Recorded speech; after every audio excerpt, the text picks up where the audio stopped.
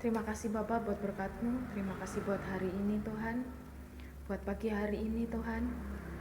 Kami mau datang ke hadirat-Mu, kami mau datang kepadamu Tuhan, membawa hidup kami ini Tuhan. Kami perlukan Engkau Tuhan, karena itu kami mau datang, kami memerlukan kekuatan yang daripada-Mu Tuhan.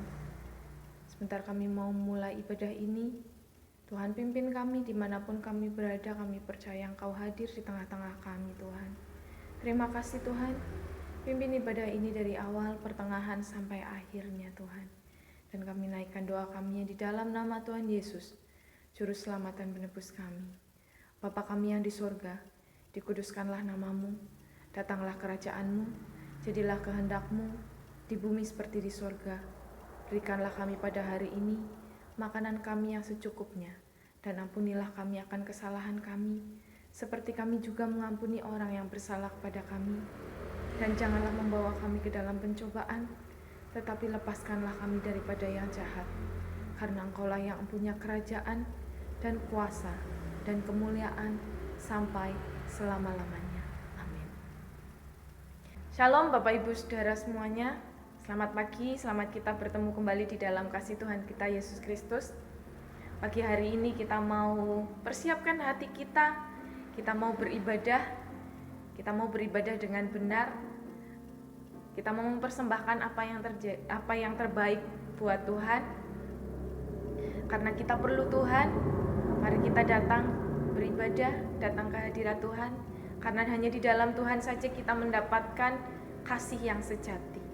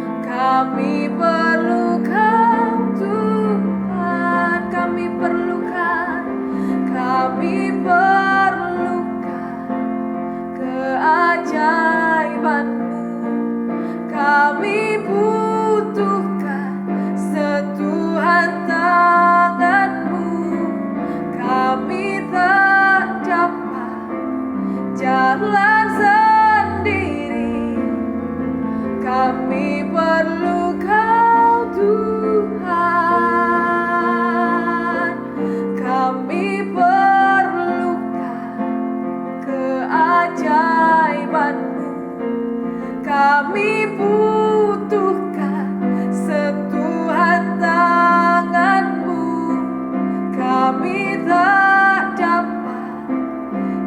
jalan sendiri. Kami perlu Kau Tuhan. Kami perlu Kau Tuhan. Kami perlu Kau Tuhan.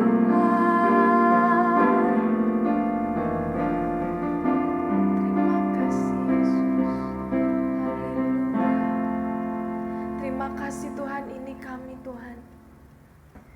Kami perlukan Engkau Tuhan. Kami perlu pimpinanmu Tuhan. Kami tidak bisa jalan sendiri Tuhan. Kami tidak mampu Tuhan bila kami harus sendiri.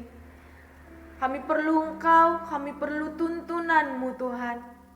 Pimpin kami di setiap jalan kami Tuhan.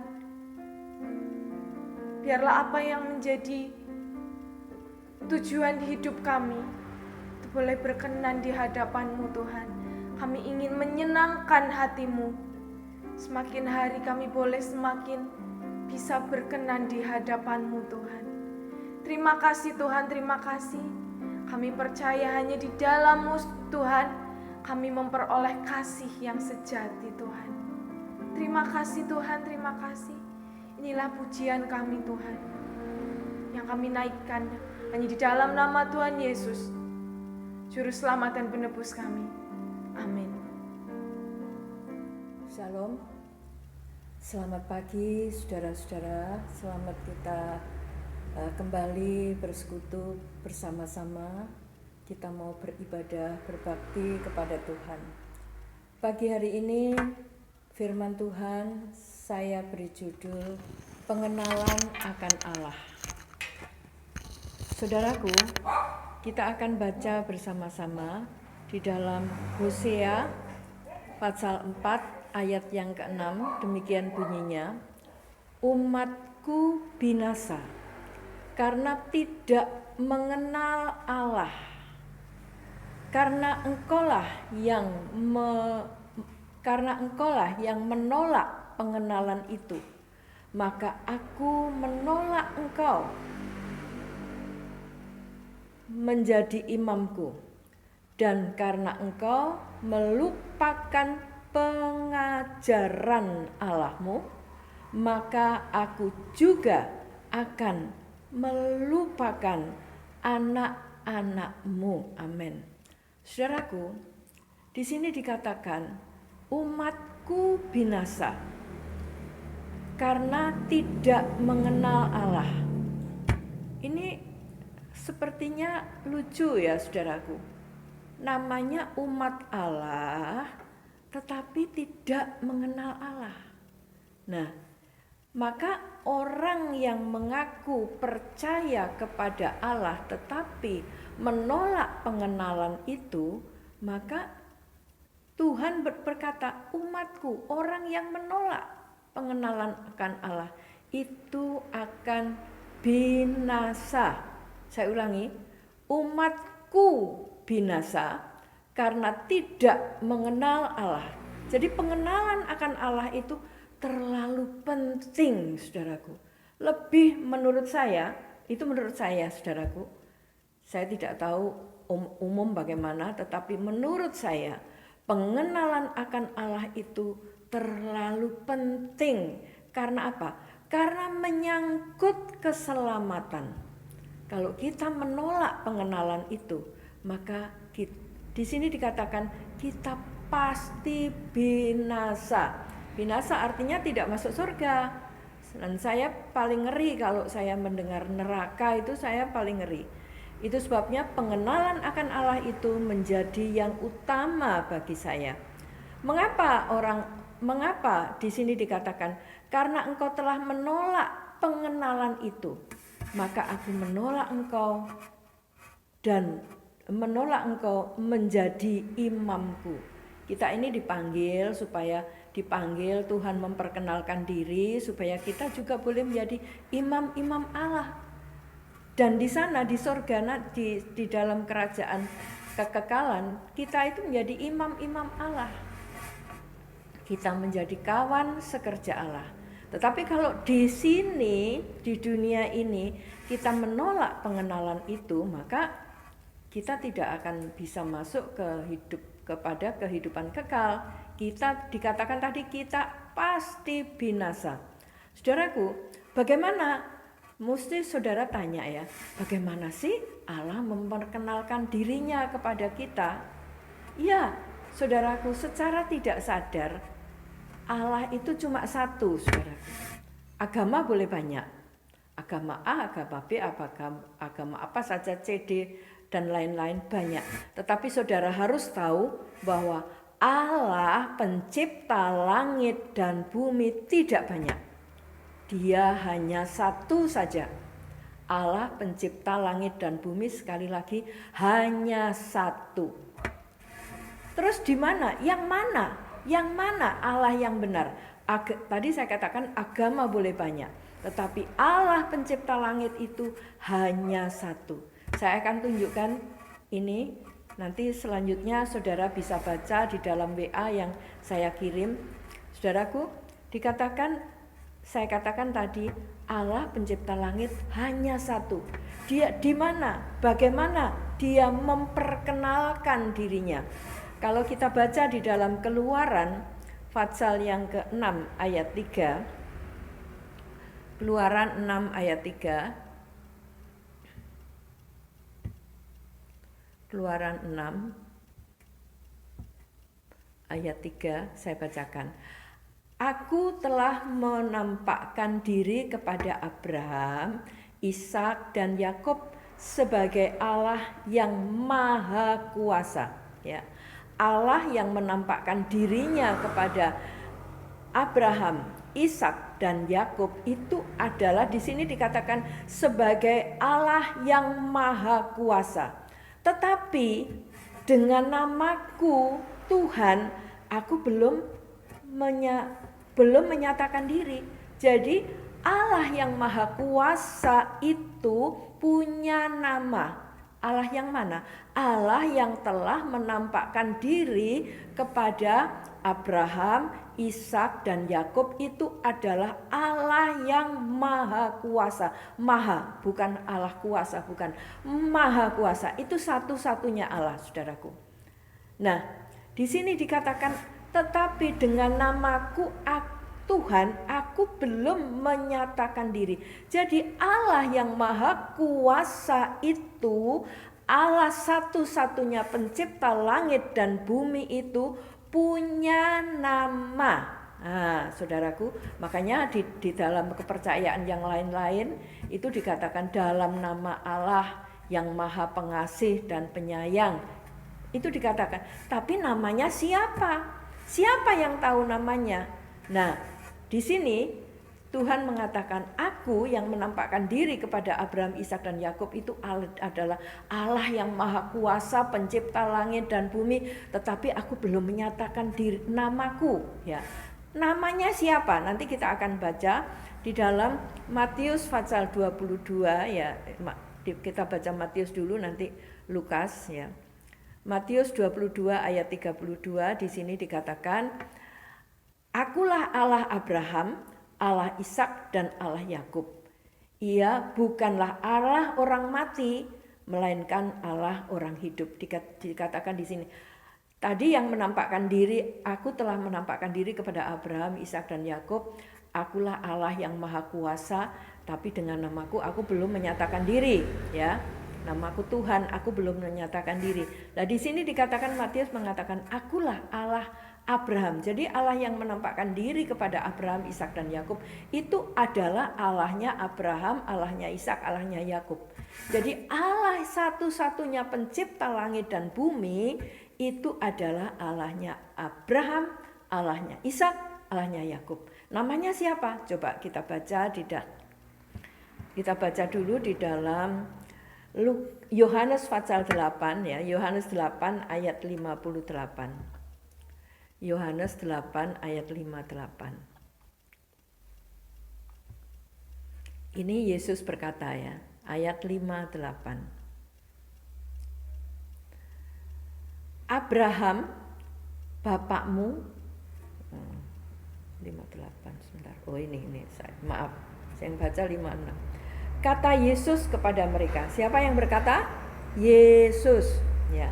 Kata Yesus kepada Abraham, "Aku berkata kepadamu, sesungguhnya sebelum Abraham jadi, aku telah ada." Nah, jadi kadang-kadang orang mengatakan Yesus itu adanya di Perjanjian Baru. Tidak, saudaraku. Jadi yang namanya Yesus itu adalah Allah yang sudah ada dari dulu kala, dari sejak pertama itu sudah ada Allah itu. Dikatakan di sini, aku berkata kepadamu, sesungguhnya sebelum Abraham jadi manusia maksudnya, aku telah ada.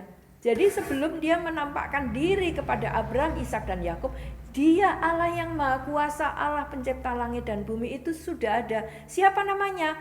Yesus. Nah, saudaraku, kita tahu sekarang bahwa Allah sudah memperkenalkan dirinya kepada kita semua yang dianggap sebagai umatnya. Ya, sekarang saudara harus tahu bahwa Allah satu-satunya pencipta langit dan bumi. Tidak ada Allah yang lain. Tadi di depan saya katakan agama boleh banyak. Ya, agama A, B, C, D dan lain sebagainya. Tetapi Allah itu tidak banyak. Kalau ada dua Allah saja, pasti yang satu benar, yang satu palsu. Jadi kita mesti tahu ini, saudaraku. Jadi kita tidak boleh mana saja baik, mana agama apa saja baik. Saudara boleh berkata agama boleh baik, tetapi Allah yang memiliki langit dan bumi, mencipta langit dan bumi dan memiliki sorga itu cuma satu, yang namanya Yesus. Jadi Allah di sini Allah sudah memperkenalkan dirinya kepada umatnya. Tetapi tadi di Hosea mengatakan umatku binasa karena tidak mengenal Allah. Padahal Allah sudah memperkenalkan dirinya. Mengapa umat itu binasa? Umat Allah yang dimana Allah sudah memperkenalkan dirinya itu binasa karena menolak pengenalan itu. Nah, saudaraku, jadi kalau kita menolak pengenalan itu, menyamakan dengan yang lain, saudara hati-hati. Saudara binasa. Mungkin saudara boleh beragama Kristen, KTP saudara Kristen, tetapi apa artinya semuanya itu kalau kita binasa? Walaupun kita ngerti Tuhan Yesus menebus dosa, tapi akhirnya kita binasa. Tidak ada artinya, saudaraku. Sekarang kita akan melihat ya, dan yang saya akan sampaikan selanjutnya ini itu ada di dalam WA yang nanti saya akan kirim ya. Saya akan kirim. Jadi sebelum saudara membaca saya sudah kirim. Saudaraku, bagaimana umat Allah itu menolak pengenalan akan Allah? Bagaimana caranya? Caranya bagaimana umat Allah yang dimana Allah sudah memperkenalkan dirinya, Allah pencipta langit dan bumi, akulah Allah yang maha kuasa, Allahnya Abraham, Ishak dan Yakub. Di situ sebelum Abraham ada, aku sudah ada. Dia sudah memperkenalkan dirinya, namaku Yesus ya. Kalau seandainya orang kenalan namaku Yesus. Nah itu yang namanya Yesus itu Allah yang maha kuasa. Dia sudah memperkenalkan dirinya kepada saya dan saudara. Tetapi bagaimana umat Allah itu bisa menolak pengenalan itu? Saudaraku, tidak usah dibaca, nanti saudara baca sendiri ya Alkitab ini yang akan saya kirim nanti. Di dalam Matius pasal 7 ayat 21 sampai 23 di sana dikatakan banyak pelayan-pelayan Tuhan. Bukan orang yang menyeru-nyeru Tuhan itu yang diselamatkan, tetapi orang yang melakukan kehendak Bapa itu yang diselamatkan, saudaraku. Siapa itu? Tadi di dalam ayat itu dikatakan, Tuhan aku sudah melayani engkau, aku sudah pokoknya berbuat untuk Tuhan. Dikatakan di situ pada akhirnya nanti aku akan berterus terang, aku tidak mengenal engkau, enyah engkau dari hadapanku. Nah ini saudara boleh baca dalam Matius 7 ayat 21 sampai 23. Jadi kadang-kadang orang berkata, aku sudah tahu Allah, aku melayani Dia. Oh saudaraku, aku melayani Dia. Aku gunakan waktuku untuk melayani Dia. Dengan dia bangga dengan kepandaiannya, pinter nyanyi, pinter ngomong, pinter musik mungkin, pokoknya punya kelebihan-kelebihan secara manusia. Tapi mereka tidak tahu bahwa kelebihan-kelebihan itu adalah anugerah Allah. Ya, saya tahu itu anugerah. Kalau kita tidak diberi anugerah, misalnya kita tidak diberi suara baik, ya kita nggak bisa menyanyi dengan baik, nggak bisa. Seperti saya tuh kadang-kadang nyanyinya juga nggak baik. Tapi ya memang saya sadari ya itu yang Tuhan berikan kepada saya. Jadi kadang-kadang orang-orang, aku sudah mempersembahkan hidupku melayani Tuhan, tapi Tuhan tidak berkenan. Itu artinya menolak pengenalan itu. Begitu saudaraku. Jadi bagaimana caranya orang menolak pengenalan? Yaitu tadi, tidak menjadi pelaku firman. Orang dikatakan di dalam 1 Korintus 16 ayat 22, orang yang tidak mengasihi Allah terkutuklah sampai Maranatha. Orang mungkin dia melayani Tuhan di gereja, tetapi tidak mengasihi Allah. Artinya apa saudaraku? Tidak menjadi pelaku firman. Tidak menjadi pelaku firman. Kalau sudah marah, nggak bisa ngampuni, ini tidak menjadi pelaku firman, nggak bisa. Ya, tidak menjadi pelaku firman walaupun melayani di gereja. Itu dikatakan, aku nggak kenal kamu. Aku kan sudah melayani engkau Tuhan, aku sudah berbuat ini, sudah bernubuat, sudah pokoknya melayani Tuhan. Aku nggak kenal kamu. Pada akhirnya nanti aku akan berterus terang, aku tidak kenal kamu. Enyah engkau dari hadapanku. Saudara baca sendiri, bolak-balik saudara baca supaya saudara mantap dengan ayat-ayat yang saudara baca itu.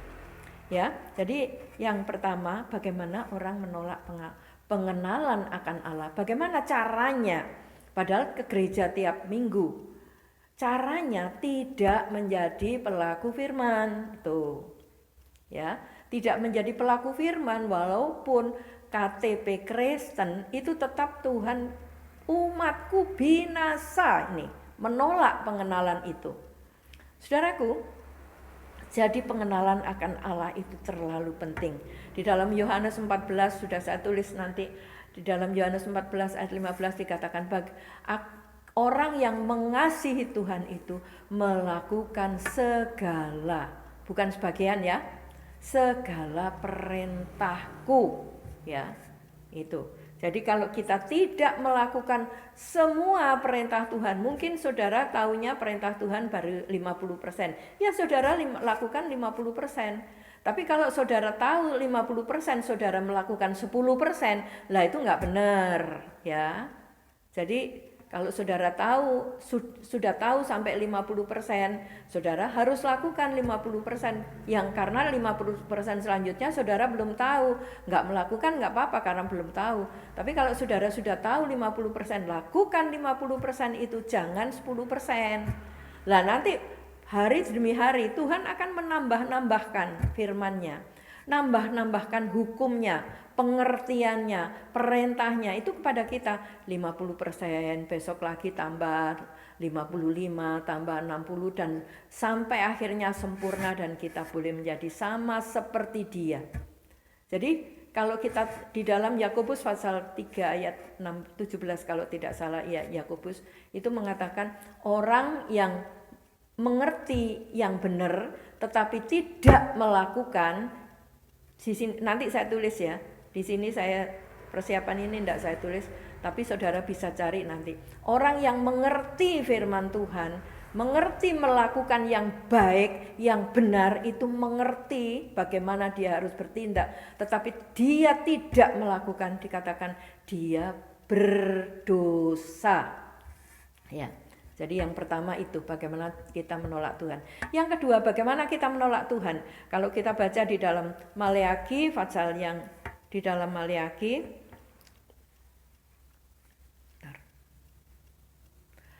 Maleakhi pasal 3 ayat 7 sampai 9. Saya tidak sedang berbicara tentang perpuluhan, tidak. Tetapi di sini dikatakan bagaimana umat Allah itu menipu Allah. Ya, itu saudara baca. Jadi orang yang menipu Allah, saudara nanti baca bagaimana aku bisa dikatakan menipu Allah itu bagaimana. Saudara baca sendiri. Jadi bagaimana kita menolak Tuhan? Tidak menjadi pelaku firman, satu. Yang kedua, bagaimana kita bisa menolak itu? Kalau kita menipu Allah. Udah. Nanti saudara bagaimana menipu Allah? Saudara baca sendiri. Jadi bagaimana kita menolak pengenalan itu? Yang pertama, tidak menjadi pelaku, tidak mengasihi. Yang pertama, tidak mengasihi Allah, tidak menjadi pelaku walaupun melayani, punya predikat sebagai pelayan Tuhan, itu ditolak. Yang kedua, kalau kita menipu, ya siapa seneng sih kalau saudara punya sahabat, lalu sahabat saudara menipu saudara, merugikan saudara. Apa sahabat saudara seneng? Ya enggak. Demikian juga dengan Allah. Kalau saudara menipu Allah, pasti Allah tidak senang. Nah, Tuhan tidak senang punya umat yang suka menipu dia. Bagaimana saudara menipu? Baca sendiri dalam Maleakhi pasal 3. Saya tidak baca di sini. Sekarang yang poin yang ketiga, tadi poin ini, poin yang kedua, tadi poin yang pertama bagaimana Allah memperkenalkan diri, tadi poin pertama. Poin yang kedua yaitu bagaimana kita menolak pengenalan itu. Sekarang poin yang ketiga, akibat dari mengenal Allah. Kalau tadi yang pertama Allah memperkenalkan dirinya, kita sudah tahu siapa namanya, Yesus. Allah yang maha kuasa, Allah pencipta langit dan bumi, Allahnya Abraham, Ishak dan Yakub, itu namanya Yesus. Tidak ada nama yang lain, tidak ada Allah benar yang lain kecuali Yesus namanya. Nah, kalau kita mengenal dia, itu punya efek, saudaraku. Punya apa? Punya akibat. Apa akibatnya? Yang pertama, saudara baca sendiri ya. Ini ayat-ayat ini tidak akan saya baca, saudara baca sendiri. Di dalam Yohanes pasal 17 ayat 3 dikatakan, hidup kekal itu orang yang mengenal Allah akan mendapat hidup kekal. Hidup kekal itu bagaimana? Yang mengenal Allah itu hidup kekal, saudaraku. Jadi akibat mengenal Allah tidak binasa. Ya, pada seperti Hosea tadi. Umatku binasa karena tidak mengenal Allah. Jadi yang mengenal Allah tidak binasa, hidup kekal. Yang pertama akibatnya. Yang kedua, akibat mengenal Allah, saudara baca sendiri di dalam 2 Petrus pasal 1 ayat 2, orang yang mengenal Allah itu damai. Senang kan damai? Tidak khawatir, damai. Ya, damai. Orang yang mengenal Allah itu damai. Walaupun ada sakit virus, ya asal kita itu mentaati aturan pemerintah, apa yang haruskan oleh pemerintah melakukan, kita lakukan, kita taat. Kita taat kepada pemerintah yang kelihatan, artinya kita taat kepada Allah yang tidak kelihatan, begitu ya. Jangan seperti ada orang, wah saya nggak usah pakai masker aja, saya apa aturan pemerintah itu macam-macam.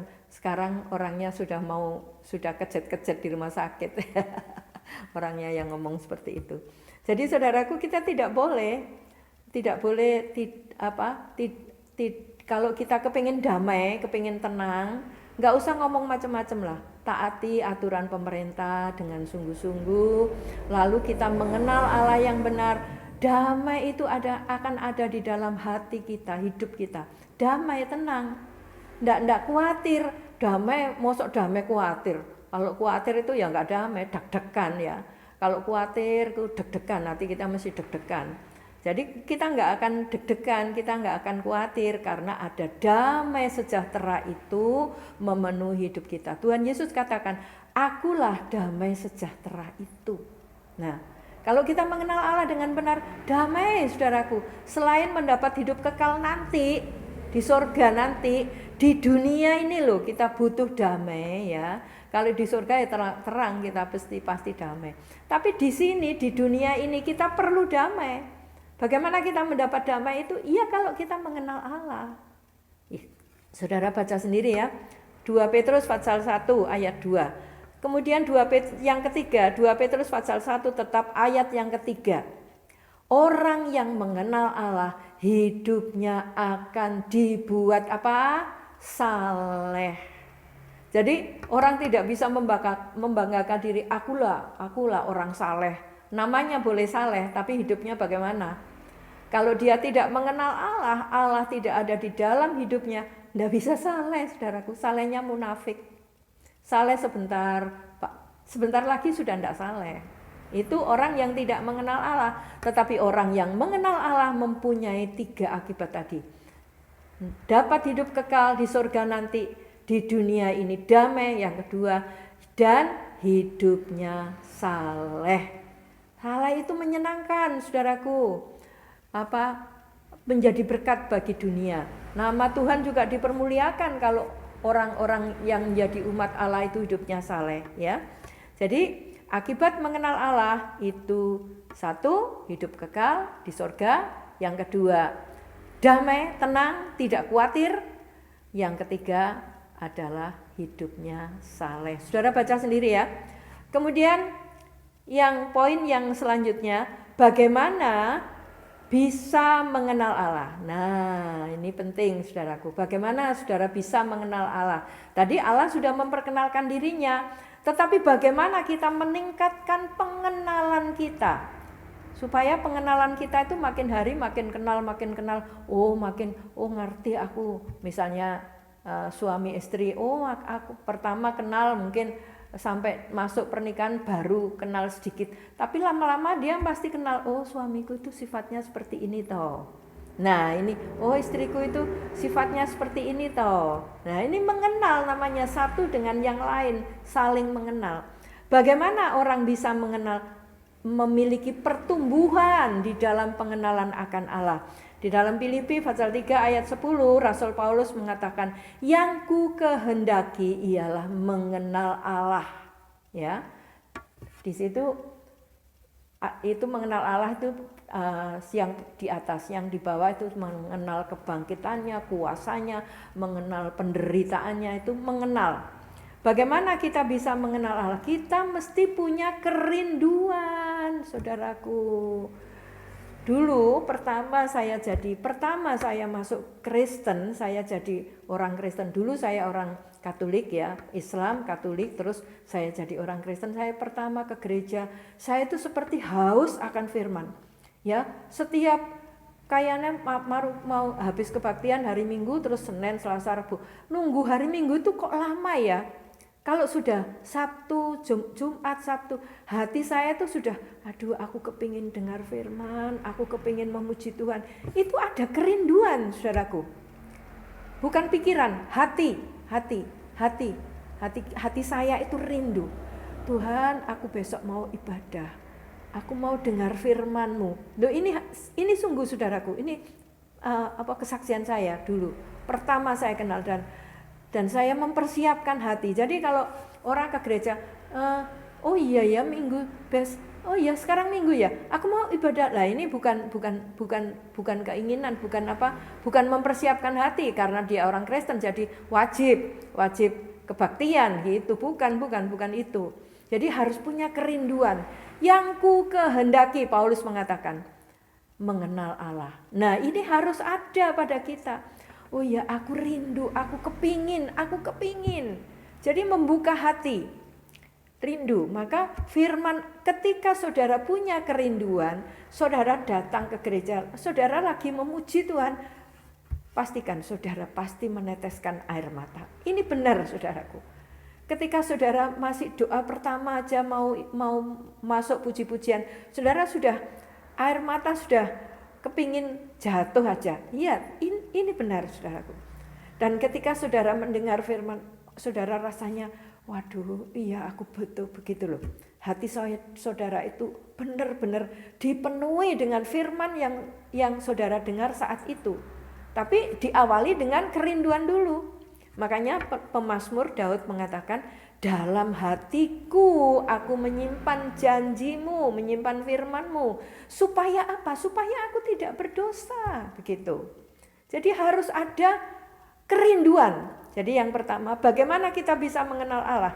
Yang pertama harus punya kerinduan. Kalau enggak punya kerinduan, enggak. Ya kalau asal, oh iya ya, aku sesuk tugasnya pelayanan, aku tugasnya WL, tugasnya apa. Nah itu enggak punya kerinduan ya karena kewajiban gitu saudaraku. Yang kedua, bagaimana kita bisa mengenal Allah? Kita mesti memilih yang benar, memilih yang sungguh. Bagaimana? Aku memilih yang kekal. Paulus mengatakan yang kelihatan itu sementara, sedang yang tidak kelihatan itu kekal. Apa itu yang tidak kelihatan? Firman Allah itu enggak kelihatan, saudaraku. Tapi itu kita butuhkan karena itu kekal. Jadi seperti di sini saya kasih contoh Maria, saudara baca sendiri ya. Dalam Lukas pasal 10 ayat 42 dikatakan Maria memilih bagian yang terbaik. Marta tidak memilih bagian yang terbaik. Dia sibuk bikin makanan, sibuk masak. Wah, ini bukan berarti kita nggak butuh masak, bukan. Tetapi artinya kita mesti tahu memilah-milah ya. Kita mesti tahu memilah-milah. Oh iya ya, berarti aku lebih butuh ini gitu. Maria memilih bagian yang terbaik yang tidak bisa diambil oleh siapapun juga. Ya, harus memilih. Kalau saudara enggak mau memilih, ya asal saudara senang, asal bukan di hati ya, asal pikiran saudara kepingin begini, saudara melakukan itu, saudara enggak bisa memilah-milah artinya. Tapi kalau saudara bisa memilah, aku harus memilih ini. Karena ini menyangkut hidup kekal, menyangkut surga. Yang ketiga, bagaimana caranya? Yaitu di dalam 2 Korintus pasal 10 ayat 5. Oh, ini harus ada usaha ya. Saudara baca sendiri ya nanti. Aku di sini dikatakan aku mematahkan segala pikiran-pikiran yang tidak benar, yang suka mengganggu pilihan, suka mengganggu kondisi iman kita itu apa? Pikiran, saudaraku. Kalau saudara sudah memikirkan uang, sudah memikirkan dunia, memikirkan pacar saja, itu akan mengganggu. Benar, akan mengganggu perjalanan rohani saudara. Dan di sini Paulus mengatakan, aku patahkan. Berarti apa, saudara? Berarti harus ada usaha gitu. Usaha untuk memiliki pengenalan yang meningkat. Jangan mengenal Tuhan dari dulu pertama 10% sampai 10 tahun sampai 20 tahun. Cuma 10% saja, bahkan kadang-kadang merosot sampai 0% hilang. Nah ini karena tidak punya usaha, harus ada usaha. Iya, Paulus saja usaha. Aku di sini mematahkan, di situ dikatakan aku mematahkan. Di dalam ayat lain mana? Kisah Rasul pasal 24 ayat 16 dikatakan aku berusaha. Berusaha, saudaraku. Berusaha apa? Berusaha untuk ikut suara hati nurani, bukan pikiran ya. Sekali lagi, iblis itu mempengaruhi manusia dari mana? Dari pikiran dulu. Tapi kenapa manusia itu tergoda? Karena nuruti pikiran. Ya, jadi yang ketiga, bagaimana kita bisa mempunyai pengenalan Allah yang makin hari makin meningkat? harus waspada, harus berusaha. Nah, harus berusaha ya. Kalau saudara enggak usaha enggak bisa. Saya katakan usaha. Karena saya juga mengalami ini, saya harus kalau hal ini tidak menyenangkan Tuhan, aku enggak mau lakukan. Iya, benar. Sering kali itu. Dan saya bisa tahu mana suara iblis, mana suara Tuhan. Kalau saya bagaimana saya bisa tahu suara iblis, bagaimana saya bisa tahu suara Tuhan? Kalau suara itu cocok dengan firman, itu suara Tuhan. Kalau suara itu tidak cocok dengan firman, itu bukan suara Tuhan. Jadi saya nggak mau. Saya seringkali saya begitu, ini nggak mau, aku nggak mau. Ini suara, ini pikiran saya, aku nggak mau. Nah itu artinya apa? Usaha, saudaraku. Kalau saudara usaha, saya sangat yakin bahwa saudara akan memiliki pengenalan kepada Tuhan itu makin hari makin tambah. Amin. Ayat yang terakhir kita akan baca, ya sebetulnya enggak usah dibaca. Ya, saya baca di dalam 2 Petrus pasal 3 ayat terakhir, ya. 2 Petrus pasal 3 ayat yang terakhir. Saya bacakan. Tetapi bertumbuhlah, harus bertumbuh kan? Kalau saudara kepingin mendapat hidup kekal, pengenalan itu nggak boleh mandek. Pengenalan itu harus bertumbuh, dikatakan di sini. Tetapi bertumbuhlah dalam kasih, maaf saudara. Tetapi bertumbuhlah dalam kasih karunia dan dalam pengenalan akan Tuhan Yesus Kristus Juru Selamat kita. Ya. Jadi harus bertumbuh ya. Saudara nanti kalau saudara memang benar-benar kepingin bertumbuh, maka saudara akan bolak-balik membaca. Bolak-balik, oh iya aku sampai kepingin karena aku kepingin. Nah ini saudara belajar, orang yang kepingin pinter ya mesti belajar sungguh-sungguh kan. Demikian juga kita. Kalau kita kepingin mempunyai pengenalan akan Allah itu benar bertumbuh, maka saudara pasti belajar, pasti usaha begitu ya. Kita harus bertumbuh. Kita tidak boleh puas dengan jadi orang Kristen. Kita tidak boleh puas karena saudara bisa melayani apapun. Nah ini tidak boleh puas. Tetapi biarlah kita mau memiliki kerinduan untuk makin bertumbuh, berusaha, kerinduan untuk mengenal Allah, ya, kerinduan untuk memilih bagian yang terbaik. Maka saudara akan mempunyai pengenalan yang bertumbuh. Amin. Mari kita berdoa, saudaraku. Terima kasih Tuhan buat firman-Mu. Sungguh Engkau Allah kami yang baik. Engkau sudah memperkenalkan diri-Mu kepada kami Tuhan. Tetapi seringkali kami menyepelekan pengenalan-Mu kepada kami. Kami menyepelekan pengenalan-Mu. Engkau sudah berusaha memilih kami. Engkau sudah berusaha memperkenalkan diri-Mu kepada kami. Tetapi seringkali umat-Mu menyepelekan. Ampuni Bapa. Dan biarlah melalui firman Tuhan pagi hari ini, kami semua umat-Mu yang sudah Engkau panggil, yang Engkau sudah memperkenalkan diri-Mu itu, kami semua boleh memiliki kesadaran. Kami perlu pengenalan yang benar. Kami perlu memiliki pengenalan yang bertumbuh. Kami tahu kami tidak boleh puas dengan pengenalan yang hanya sedikit persen itu. Kami mau memiliki pengenalan yang bertambah-tambah karena kami tahu tidak ada nama lain kecuali di dalam nama Yesus itulah Allah yang benar. Tidak ada dua Allah, tidak ada tiga Allah, tidak ada. Hanya satu Allah pencipta langit dan bumi yang kami kenal di dalam nama Yesus. Sebab itu Allah Roh Kudus tolonglah kami semua, umat-Mu yang ada di desa ini Tuhan, untuk kami boleh memiliki pengenalan akan Engkau itu bertambah-tambah. Terima kasih Bapak, terima kasih. Kami simpan firman-Mu di dalam hati kami. Biarlah firman-Mu memenuhi hati kami. Dan biarlah firman-Mu itu menuntun jalan hidup kami. Kami boleh memiliki jalan hidup yang berkenan kepada Tuhan. Terima kasih Bapak, terima kasih. Terima kasih Tuhan Yesus. Kami percaya Engkau ada di tengah kami, karena Engkau Allah yang kami kenal di dalam Yesus. Allah Roh Kudus itu ada di tengah-tengah kami, mendengar setiap doa kami.